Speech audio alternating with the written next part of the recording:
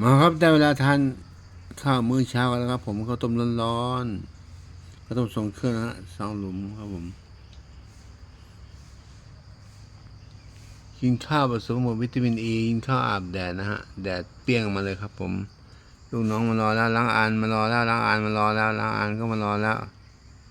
ไอ้ดำนี่ก็มารอแล้วมานั่งลงให้เรียบร้อยนั่งลงล้างอานอันนี้มานั่งลงเรียบร้อยมาเดี๋ยวกินข้าวกันแล้วรอก่อนนะนั่งลงได้ไหม